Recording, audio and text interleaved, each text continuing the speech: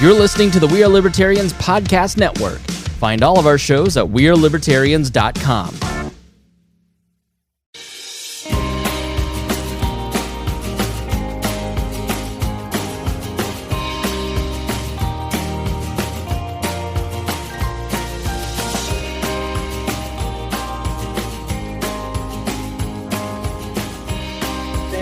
Hi everybody, welcome to Enemy of My Enemy. I am Hodey Johns, and I am here with Black Right and Anarchist Samantha. Say hello. Hello, y'all. And we are going to be talking today about a roadmap of how to get from here to there. Talking about how to achieve functionally a libertarian society. We love, as libertarians, how can we not love to talk about the endgame? The future. What we're going for. This shining city on a hill that seems so just out of our reach. We want that world set free in our lifetime. And we talk over and over about what that could look like. And that's fair, because a big selling point on liberty is that people understand that the end destination looks awesome. So it makes sense that we talk about that end destination looking awesome.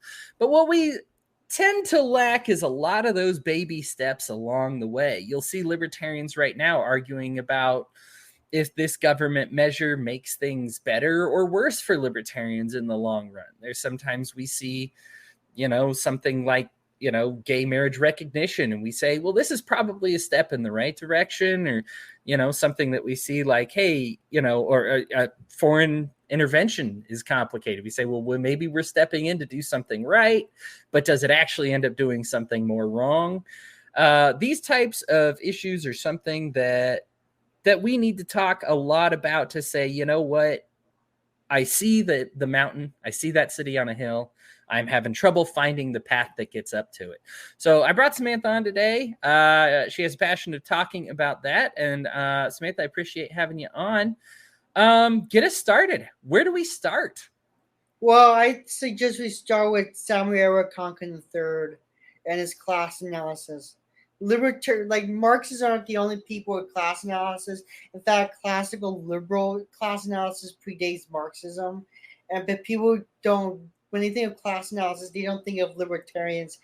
They think of Marxism or right-wing kooks. Yeah. That is certainly, in America, that's certainly true. I have some friends over in England, and they certainly consider libertarianism kind of be like a far right ideology. In other countries, it's seen as center, kind of, and that's a combination of both the culture in those individual countries, and so libertarian culture is a little bit different here in the States, but it's also has to do with just the setup of the rest of the country and where their politics have been. It's amazing how usually ex-Soviet countries tend to see libertarian as a very moderate point of view, as opposed to a right-wing one, or even a left-leaning one, especially when you get into, South Asia and I was going to say Southeast, but East and West Asias both see libertarianism as kind of a left ideology. You mentioned Konkin. He is the founder of agorism, and agorism is kind of there. Maybe the easiest way to describe it is doing the right thing regardless of what the law says. Basically exchanging goods and making goods and services outside of state approval or official or outside official channels. That's what essentially it is. It can include anything from feeding homeless people without a license to like selling a kilo of weed or something. Right. Doing what you would like to do. I know the big thing about agorists and where they tend to butt heads with libertarians, especially the capital L libertarians, is they believe that success comes from outside of politics. Now, if you've listened to this show, you're probably familiar with me abandoning politics and taking on a cultural means to battle this out. And this is something I learned from my friends, Nick Irwin, David Valentine.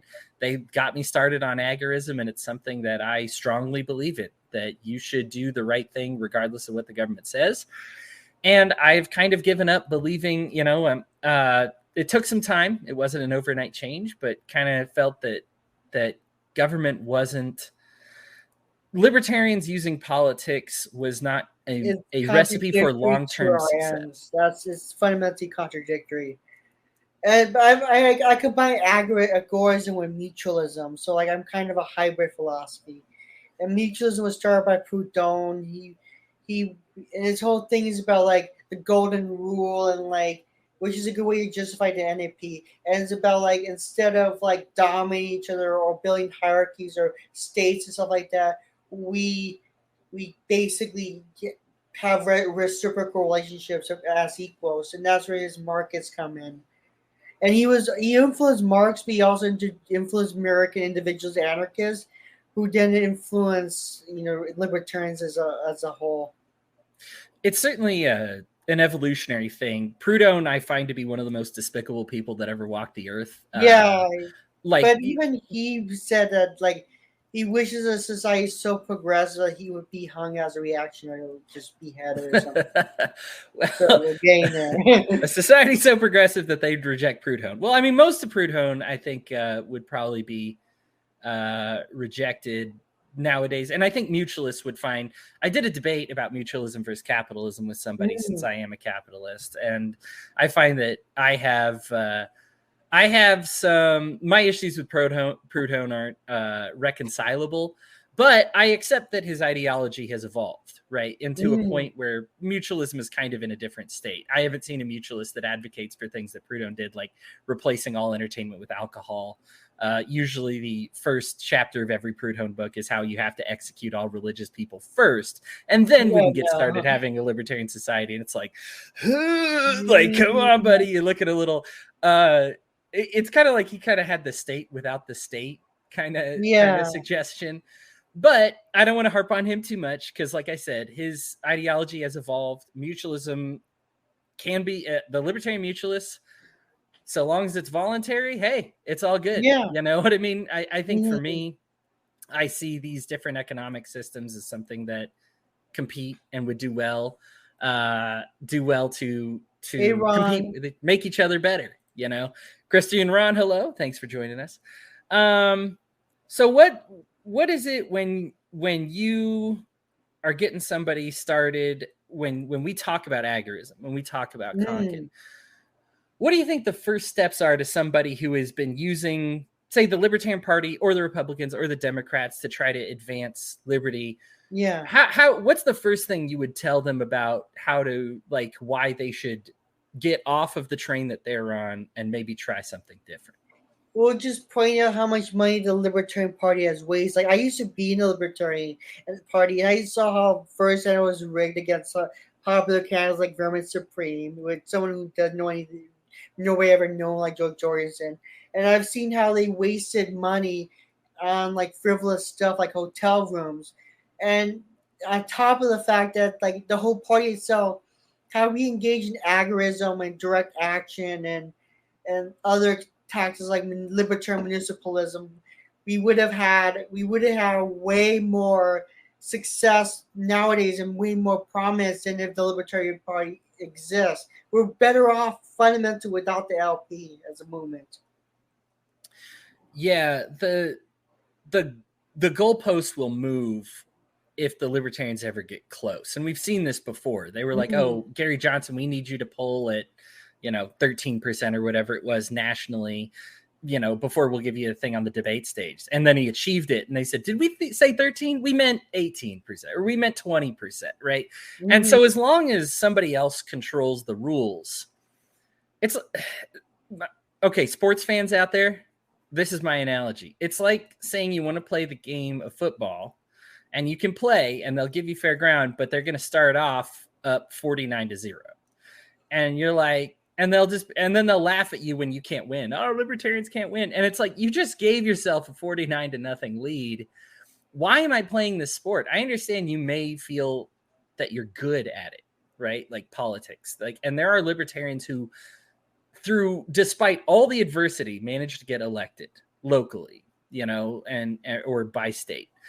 And that is our highest achievement. And I think that's going to be our highest achievement because as soon as we become a legitimate threat, they're just going to shift the goalposts again to kind of reestablish themselves. And so I don't see it as something that can win. You mentioned the money, Samantha, and I think that's a good example because And resources and time. Oh, right. It's just so much money, so much time. And you look at it, and I remember looking at the Joe Jorgensen numbers, and I don't think this is her fault. I think that, because what I saw was a lot of it was standard stuff. I don't fault her for having, a few $100 in hotel rooms in every state. I want her to go to all these different states. What does strike me as egregious is when it's like, oh, of all your money, like 70% of it went to data and information, just trying to see like who to call, where to call. And I'm just like, that is so, the things that could have been done with that cash could have helped a lot of people. Yeah. And those people, homeless people, mutual aid, something productive like building entire economies outside the state, and in building participatory democracy in our neighborhood. And we could even use participatory democracy in our neighborhoods to confederate other neighborhoods and eventually take over a city. And you could use cities and confederate other cities as a way to push out the government, like they have done in like they're doing in Barcelona with like autonomous municipalism or like libertarian municipalism or new municipalism. That's the one exception I put for agorism. Is I do think that local elections are worth taking. Not national, maybe not even state, but like local election at least, you can just run as independent and if you have backup from the community, you can devolve power to the community and use some Georgism and reduce all the other taxes, just so we can transition by using municipalities and libertarianizing them. Yeah, I've done debates kind of advocating for the ethics of voting before. Now, there's certainly unethical votes. I'm not going to debate any of that. But there are times when it makes sense to vote defensively. I believe it was Rothbard that equated it to being like slaves on a plantation. And if you have one master who will beat you harder than the others, and one master that will beat you less, it's not that we want to be beat at all. But if the only choice is to be beat by somebody, it makes sense to choose to get beat less. And there are times that, and I still don't advocate for any beatings at all, of course, like that is absolutely still the goal. But I don't know how well we represent ourselves when we abstain entirely. Because, I mean, there are places that had like one vote, ever vote for the sheriff. And guess what? That sheriff is still doing sheriff things. It's not like the whole community has like disavowed the police program. Unfortunately, that power exists whether you show up or not. I know when I do these debates, I've cited historic examples of large groups of people who abstained from voting. And God bless them, I understand why they did it. But their endings are not positive, right? Like, and so it's tough because it's like, I don't want to be coerced into this system of voting. I don't want to be part of this system of violence, but at the same time, I want some kind of, way out. Now, the positive here, as I don't think voting matters all that much. And so it's not something that's going to derail your activism. Like regardless of whether you local. Those are talking about the most local possible. Right. I mean, and regardless of where you stand on voting, you can vote, you cannot vote. You can still do your agorist, work, right? Like do the work outside of it. Just and don't put your money in political parties because that's burning money. Yeah, and you're absolutely right. Like, that there are examples of this money getting spent better doing other things by and I don't even know that it has to necessarily be political. Hans makes a good point. We have records of time when no one voted for race, and guess what? They still filled the seats. Wow. That we can do just basic charity work. And you look at how I prefer mutual aid, but go ahead. Mutual aid, sure. Now, mutual aid, I think, implies that both people are giving something. And I think that it's okay to just say, I'm giving something, I expect nothing in return. Yeah. And I think libertarians, should become that cheerful givers. Because this is, I think we need to come to grips with the fact that we're not going to win a national, we're not going to win the presidency within the next 8 years. or 20 Or years probably, more. Who knows right? when? Or maybe 200 years. And so what I do is I look at something like, I look at personally, I look at Christianity, and for me, Jesus was the ultimate agorist, because he was just like, you can keep your coins, I don't use coins, give that to Caesar. I'm going to make a system outside of the system. Now, Jesus got killed, but he had the last laugh, because he out survived the empire. Right. And I think that liberty should be something like that. It's not a political party taking over. It's this ideology that will outlive the empires that try to suppress it. And I think when you focus on things like giving and charity work that you talked about, Samantha, I think these are things that last past your generation. They might not make somebody vote differently tomorrow. And don't forget dual power. That's a big one.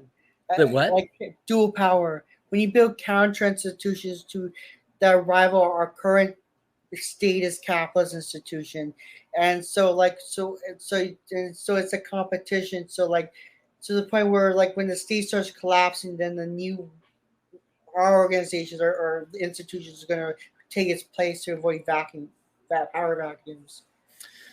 Yeah, the the history of the world is kind of a history of power grabs, and it's hard to come to grips with, because I think libertarians, this is not a matter of not having power exist. Power will always exist. It's a matter of keeping that power individualized, and saying like this as dispersed as possible. Yeah, I want the strongest individual possible, while having that individual not wield that power over others, beat their swords into plowshares, so to speak.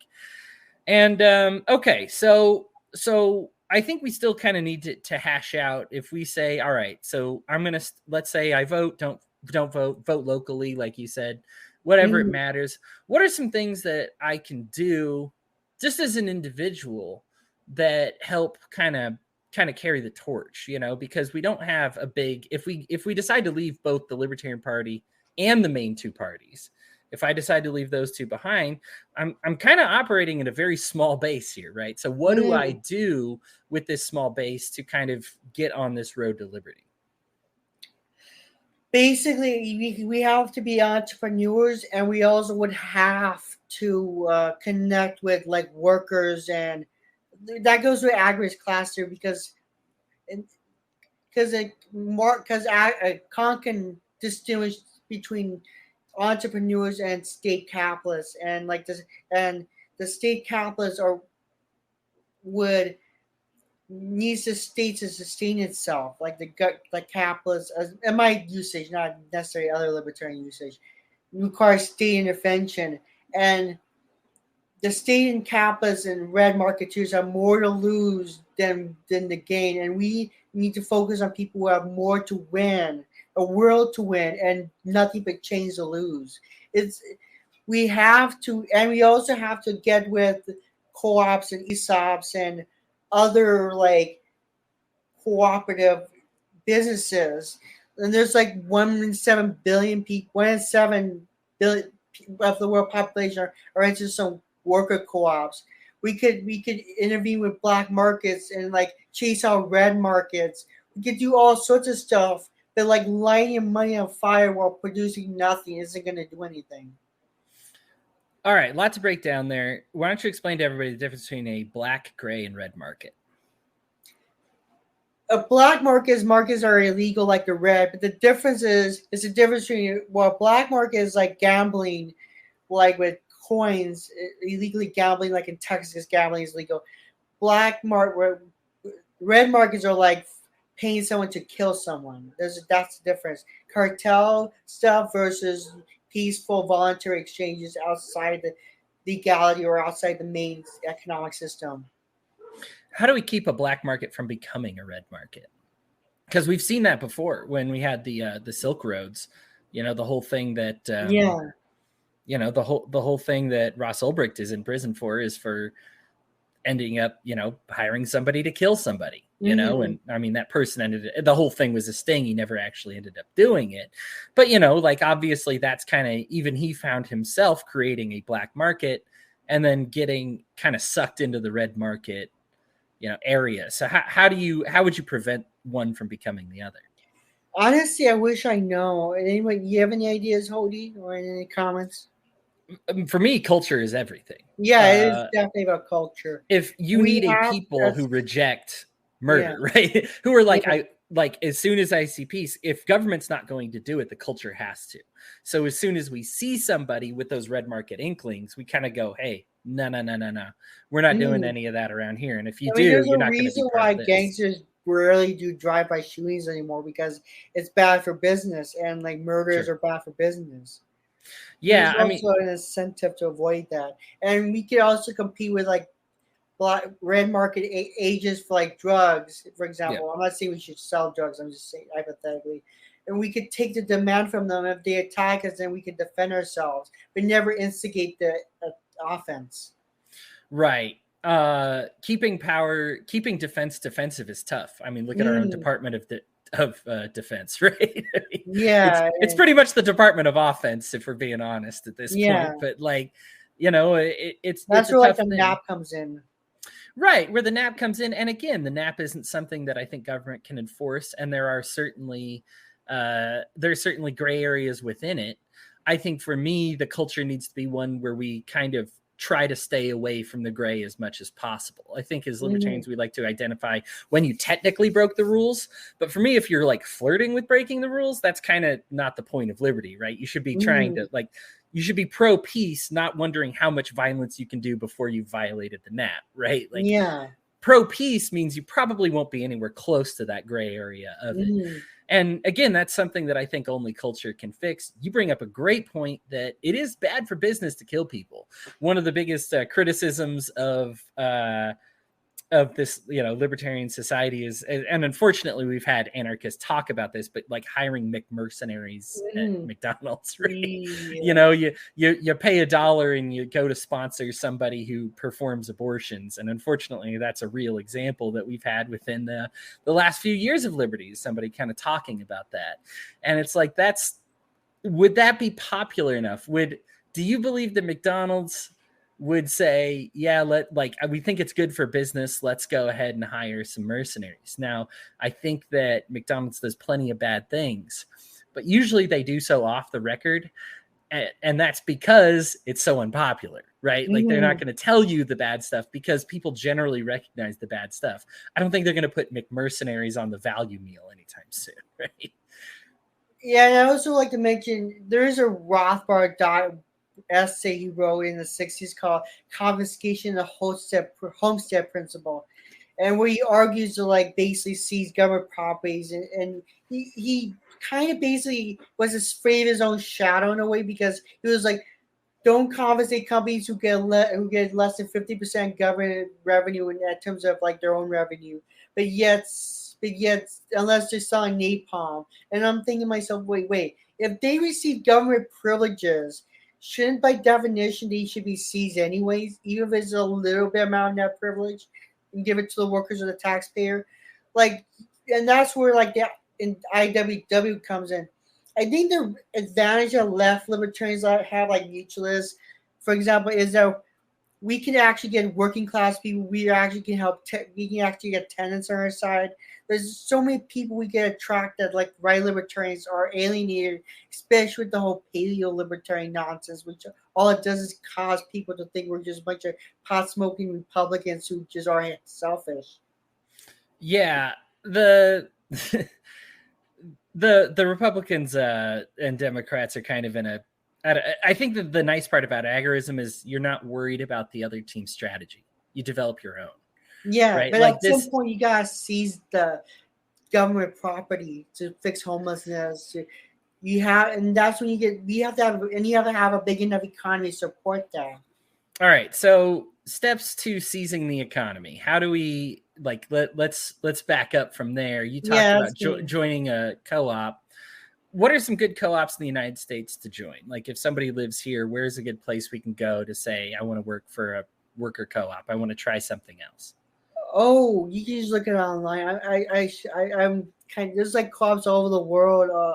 I haven't looked into that, to be honest, but there's electric co-ops, and I'm sure or you can start your own ESOP. I'm sorry, I should have thought that. No, it's okay. You know what? That's okay. It was kind of a jump thing. I only heard about, I guess there's internet service provider co-ops, and I only heard about that. I do have an advice for a union you could join. Oh, sure. The Industrial Workers of the World. Even Konkin promoted them. All right. What makes them so helpful? Well, because they don't take government money. They don't take government money, and they don't campaign for politicians, and they have a track record of like labor militancy. And another thing is we have to figure a way to get around Taft-Hartley laws and various labor regulations that prevent unions from being able to do their thing in a free market, because unions are part of a free market, whether we like it or not. And I think that's a good thing, because we need to look out for like workers, and we need to look out for the little man. And if we don't, then what are we doing? We're just ceding ground to the state, and it goes against why I'm for the NAP and for libertarianism also. Yeah, so the International Workers of the World, Industrial Workers of the World. The Industrial Workers of the World, I'm sorry, are called the Wobblies. Yeah. And I've tried to look up the nickname, and it's kind of, they don't know. But it's cute, right? Like the Wobblies. Now, my one beef with them is they kind of advocate for one big union. Now, why would one big union be better than several competitive unions? Like, because for me, that's one that I find that a lot of unions tend to get more evil the more they get monopolized. And I'm wondering where you feel that maybe this single union could be an advantage. Well, for like, we have unions across multiple industries. You could stop the entire economy through a general strike, a libertarian general strike. But you do right. I don't like. I like parts of syndicalism. And my issue with syndicalism is that it's still a little too centralized for my taste. So, but if we can get a general strike in the economy of libertarians and leftists, we could grind it to a halt, and then that's when we make our demands. For our listeners, what is anarcho-syndicalism? Syndicalism is basically a tactic of using unions, like militant labor unions, to like secure workers' self-management from the bosses. It's different from like reformist unions in that they want to like take the economy over so you can help workers can manage their own affairs and stuff. That's the difference between our economics, because I prefer workers' self-management and capitalists prefer a boss. But as long as we can coexist, that's fine. But like if we can gain government assets and corporations who receive money from the government, suddenly the whole gray and black market economy would like grow huge, and that would even make the government more desperate, unfortunately, which we do retaliate. But again, we need to build up the numbers and the economy of the non-government sectors. It's like the very end of the cycle thing. Sure. I mean, so that's like kind of end of the cycle. Now, obviously, you've mentioned kind of in the last two groups that the groups are militant. Now, when we say militant, if I was to join a militant group like this, what would I expect like my duties to be? Obviously people hear that and they're going to be afraid for their lives. Yeah. So what does it mean to be militant? What would my expectations be if I were to join a militant group? If you want for government regulation, you can expect like wildcat strikes, general strikes, creative tactics. But the issue is government regulations like Taft-Hartley have basically bought off the unions being part of the state and corporations. But they have defanged the unions. So if we're going to do legislation, we have to target like those labor laws. Yeah, I mean, labor laws. So the thing with me and the left is we get along on most things. I think despite my love of capitalism, I do think that multiple economic theory should exist. if for nothing else than they compete against each other and make them better, right? If I know that the people living in an anarcho-commune society are living better than an anarcho-capitalist society, then I'll just leave, right? Like I will join something that is better for me. Now I might have skepticism as far as like if it would work, but I find that that's kind of beside the point when I just kind of say like, well, it doesn't matter as long as it's voluntary. As long as I can leave at any time. Yeah, low cost to entry and low cost to exit. Right. And in fairness to both sides, both capitalists and communists have sucked on that point as far as not letting you leave, right? Like there have been examples in the past of like kind of a generally capitalist society not allowing people to leave or enter, and then a communist or socialist society doing the same. And that's kind of when things get bad. But as long as we as libertarians understand that, like, hey, voluntary, that's the most important thing, number one, no matter what. Like, as long as we can agree with that, I think I'm cool with that. And we can get there. So, okay. So how, explain to me then, like, the effectiveness in the short term of some of these like boycotts and strikes, how it might help lead. Like, give me just kind of, I don't need to know how it gets all the way to the end of like an anarchist or libertarian society, but like, what is that going to look like in the meantime? Because I got kids to feed. I got, know what I mean? I got agorism comes in, because agorism, it helps union activity, because when you can have a supplemental income and something to fall back on when you get fired, because a lot of corporations are going to fire people. So you get to back up the unions, and then the unions, when they win, they can funnel money back into the agora. You see where Seneca's agorism, and then the mutualists could do the monetary policy and do like zero interest loans, or 0.5%, just to cover the expenses, which will create so much more businesses that it will crowd out the legal government market. So the idea is to kind of, if you mix create strategies together. Sure, you create a society that functions better, the demand for, and then let the demand from that kind of take over from there. All right. So if I start getting involved with these things and start saying, hey, we've make it done better. Do you know why, now, if co-ops are all over the world, why hasn't the idea really taken off yet? Do people just not know how much better they are? Well, are they better? I was earlier this year, I was just in a random restaurant, and then in the news, it was a mainstream network, they were talking about ESOPs and co-ops now. And like Mondragon, for example, there's like a 1-9, 1-7 pay ratio, yet they're wildly successful. I think the reason why co-ops they pay more taxes. The ESOPs not necessarily, but co-ops pay more taxes, yet they're more likely to survive economic downturns, and they're more likely to have more equal pay and more productivity, according to many studies and actual examples. So it's just a matter of like, banking won't lend to them, which is why we need mutual banking, and government regulations keep them from functioning to the full capacity. Yeah, this is one where I am very strongly, capitalist, and I don't know why capitalists get sucked into defending kind of the unequal pay as much as they do. Because for me, it's really simple. Do you own your labor, the tools of your labor, and the product of your labor? Like, those are kind of the big three, right? And a lot of people, they get this philosophy, and on one of those 3 points, they just biff it. And I'm just like, I think for me, the capitalist side that biffs it is usually they don't remember to own the tools and product of their labor. They outsource it to somebody else. They want to think that the company takes better care of the tools than they will. And that might make sense if you had a bigger stake if you didn't have as big a stake in your product. But when you control the product, Adam Smith had a great breakdown of this when he analyzed how people made shoes, like cobblers, because not everybody does have an equal job. And I do think it's important to recognize that some people will choose to make more money than others, or make more, or just, even if we get off of this money system, well, they'll just choose to have more stuff. They want to go out, they're go-getters, and they want to get more stuff.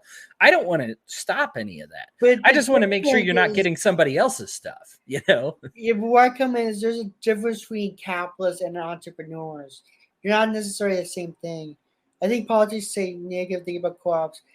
Yeah, a lot of them do, but even Bernie and AOC, despite all their many flaws, Bernie actually has a plan to do more co-ops and ESOPs. Of course, his MMT policies are just crap, but he's just seen around. But like, we don't see libertarians advocating for that, and I think it's really to our detriment that we don't talk about other ideas like that. So, what was the question?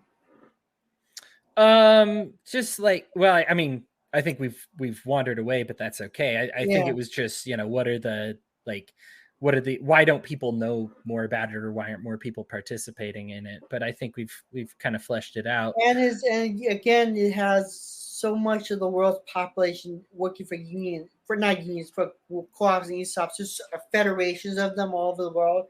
And they have a way better track record than the Soviet Union, fucking China, Cuba, and uplifting poor people and actually accomplishing socialism, albeit through market means.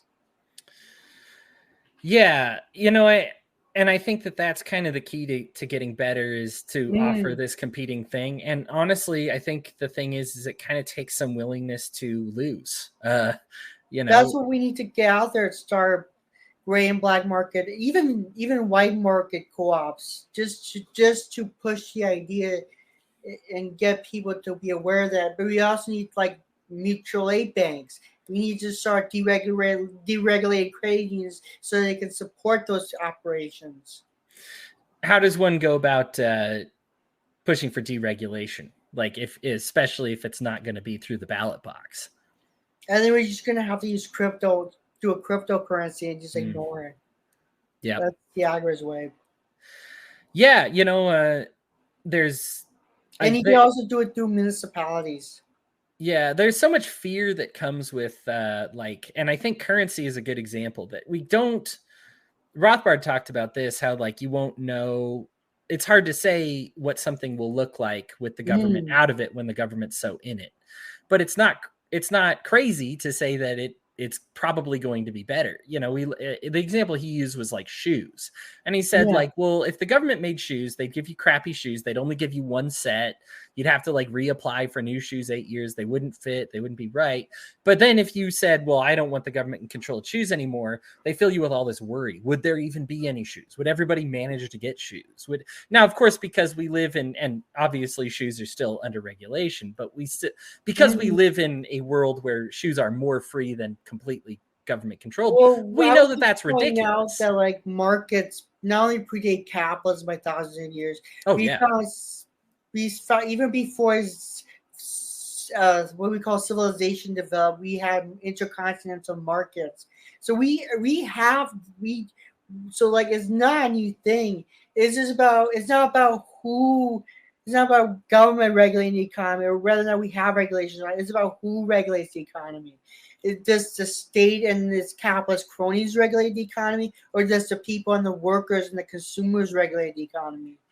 That's the difference. This politicians or us. I'll finish my point, but I do want to get to that one. That when you're making shoes, the thing is, it's an absurd example to say the government, right now, nobody would give government control of the shoes. But it's easy to say if government was even offering the crappiest of shoe products, at jacked up prices, wasting it left and right, that there would be people who would say, I just don't know if anybody would have shoes or good shoes or whatever if the government didn't provide them.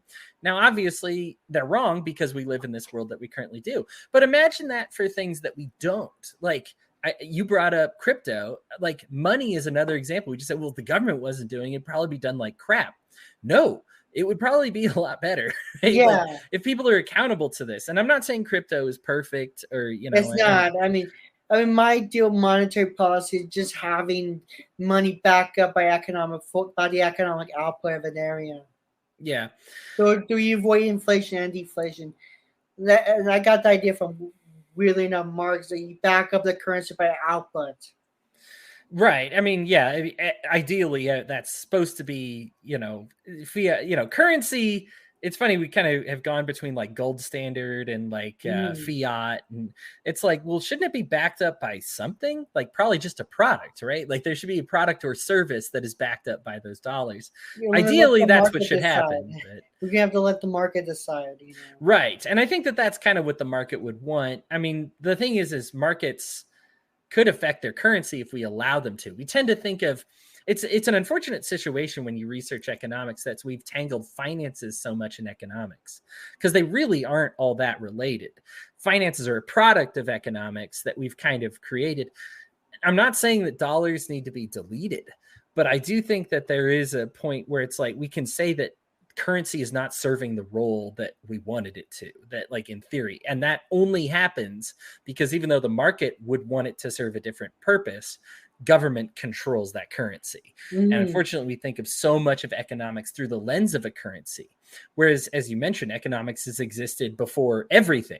I mean, economics, when people talk about it in colleges, they always start with the Caruso example. You're on a desert island and there's only one person. Economics is there. Like, regardless of whatever else may be or not exist in the world, economics is there first and foremost before everything else.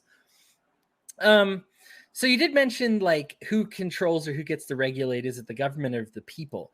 Is there any chance for it to be nobody? Because I think this goes into the democratic area and people have a fear about democracy because what'll happen is the 90% will overwhelm a 10%. And it's you like that when the 10% is like really bad people, but sometimes that 10% is just visionary people and they say no. Well, different communities will probably have different standards anyways, so it goes. That's where the whole voluntary thing and the whole right of exit comes in. Gotcha. So several different competing democracies, Gotcha. Participatory democracies where anybody in the community can just vote and everybody has a vote to say. If you don't like it, you can always like be part of another one or like or voice your opposition or because the problem with democracy is it's bad if the majority rules is the minority rules, but if you do it right, where you have right of exit and you have negotiation, you can get as much people. You can eventually get to the point where as much people as possible will be happy, without like either extremes. What's the key to getting there? Because it seems like we have many democracies that you can go to throughout the world. I could pack up and leave and visit another democracy. Why hasn't that seemed to work as far as liberty goes? Why hasn't that set us free if I'm able to leave and participate in another democracy? Because it's centralized. That's the thing. When you centralize anything, you lose out on information. And markets, and it doesn't have to be strict. Like markets, the thing is, like for example, I may like this certain tree, and other people not necessarily a fan of, but because I like it, the market will give it to me. It's just for like environmental stuff, for example, like. The reason I want some, like not government, but like peer-to-peer regulation, workers' regulation, is because I don't want my backyard to be full of like pollution and stuff like that, or it's my neighbor's lawn, or a common property we share between our neighbors be polluted.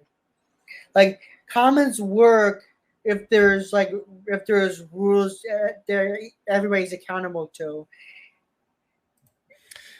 Yeah, so.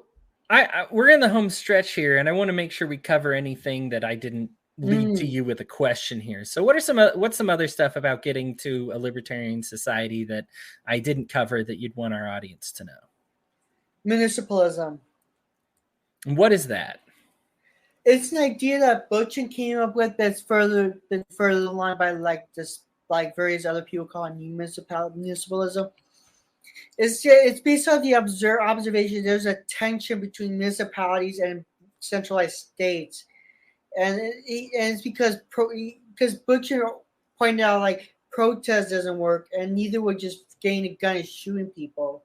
You need something else to do it, and municipalities is the way to like we get municipalities to like have agreements with each other. We can push out the states and have something to be able to do that. and we get funded to like George's like land value fees and stuff like that. Georgism is another one. Now that's one even some of the capitalists, as well as I think Georgism is about one of the most middle philosophies that you can find, and that's essentially the one tax is the land value tax. That if you increase your land value, anarchism. Right. Well, it's hard to say, because it's like, who is collecting that tax if I decide not to pay it? Right. Like if I don't get the service. And so that is fine. Right. Yeah. Like to me, it's the acceptable form of Georgism, which is why I said I'm like kind of split on it, is if it's like, hey, pay to play, and here's how you pay. That's fine. I do that constantly. We do that with our relationships without money. I mean, that to me is common sense. But if there's I think a way a lot of people hype up Georgism is like, that's how we're going to replace, government is now going to be funded with. Well, it's supposed to be only a temporary measure. That's the thing. And it's hard because people see government programs are temporary, but the whole point is to like get the city from a centralized small body and have like participatory budgeting and have and have powers of cities devolve into like neighborhood assemblies. Right. So and it is in as many places around the world that have that, and they're working really well, better than like fucking Soviet Union ever did. Letter has been around for almost as long as Cuba, and almost everybody has homes, and yet they're doing really well. Yeah, Singapore has George's policies too, and they have the highest home ownership in the world. You don't have to like be forced people to pay for it, but like if you want to be part of like municipal like internet and sports teams and school, then that'd be a good way of getting the money to back up the economy with. Yeah, natural disasters or man-made disasters or whatever other. Sure. We can't predict everything, right? Nothing. Anytime you try to bottle something up, I think is probably the biggest problem with a centralized economy. Central planners. Right. We try to predict one thing happening and sometimes we're right. Central planning can get it right generally, but the only way to be absolutely sure is to put everybody in charge of their own future, to say that this is the risk I'm willing to take. This is the risk I'm not willing to take. This is something I can bet on happening. This is something I won't bet on happening.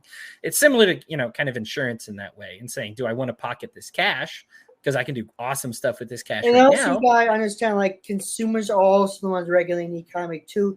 Just by them choosing to buy like Coke or Pepsi, for example, they are well, it's not 100% democratic. You do get what you want, and it does influence the way resources go. Yeah, I forgot what I was going to say, but yeah, Henry George, most famous American economist ever. It's funny because I think, libertarians, we get tied up so much in people that I might like better than Henry George, but George is, as far as globally, he's going to be the one that makes it into all the textbooks and brings up a lot of good points, a lot of interesting points, blends a lot of different theories together that we've talked about here, and people kind of settle in on it as a good way. Now, how would you say we get, if we want to talk about municipalism, if I'm paying a tax to one entity to play, and then we decide to become a smaller entity because we've grown so much, how do I convince people to leave the large entity for the smaller one? How do I convince the people who are in control, the people who I'm paying taxes to, how do I convince them to like relinquish control? Because that seems to be kind of a consistent issue in history. Yeah, that would have to be written into like the contract. Okay. If they decide to break the contract, then we just kind of gotta do what we gotta do. Yeah. Okay. That's a hard one. I haven't thought of it. I've just seen examples of it working around the world, and I figure it might be useful for us, but as far as the detail, that has to be worked out by everyday people doing the actions. We can't just like centrally plan liberty, and but it is worth thinking about. That's just one other option, and it can also back up the syndicalists and the mutualists and even back up the gray and black market from the official states. Yeah, well, I mean, it's like complementary strategies mixed together.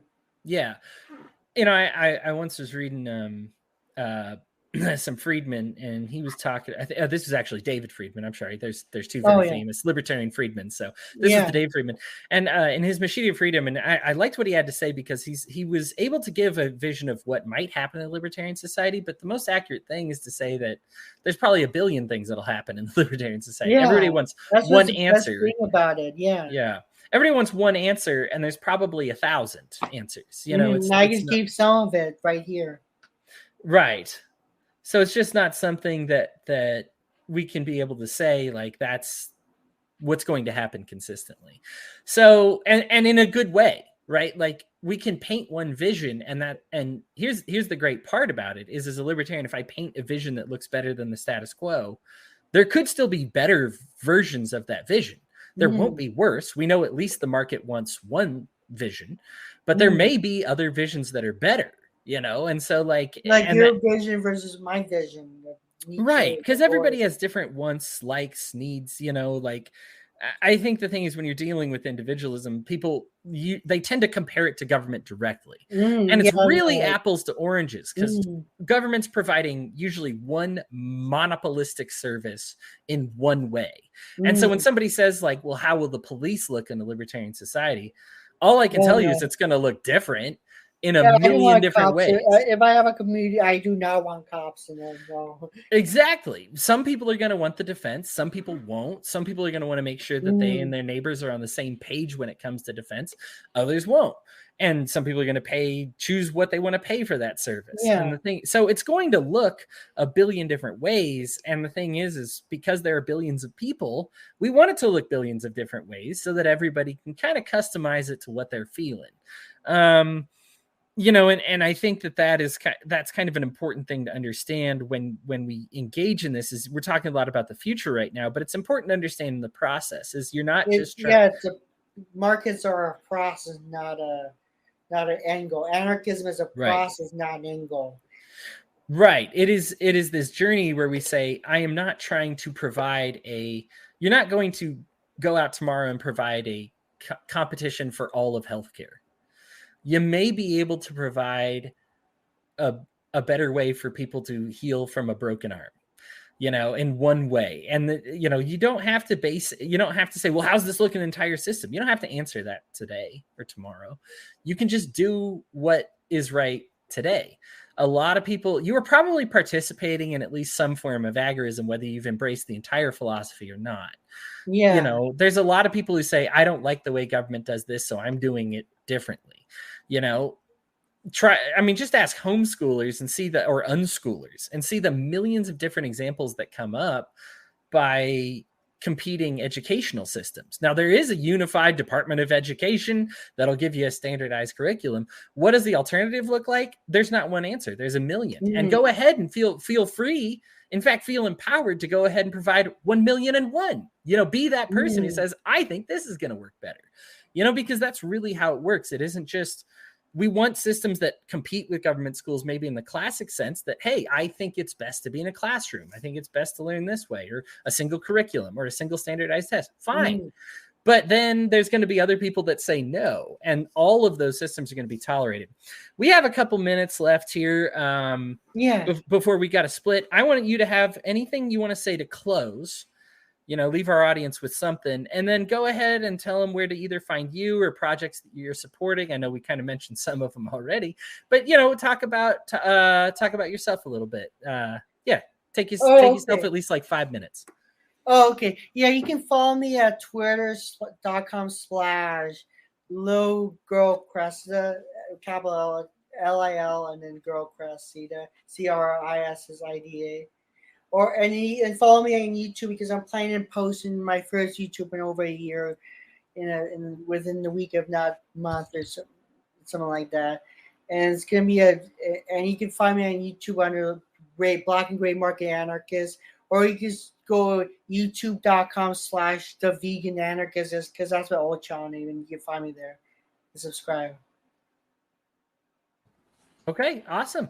Thanks, Hodey. Yeah, no problem. Thanks so much for coming on the show. I really appreciate you taking the time and talking with the audience. I hope everybody enjoyed it.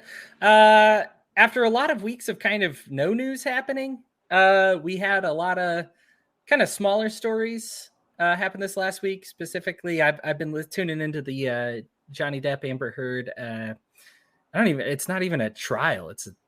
I forget the legal term for it, but I've been watching that on TV.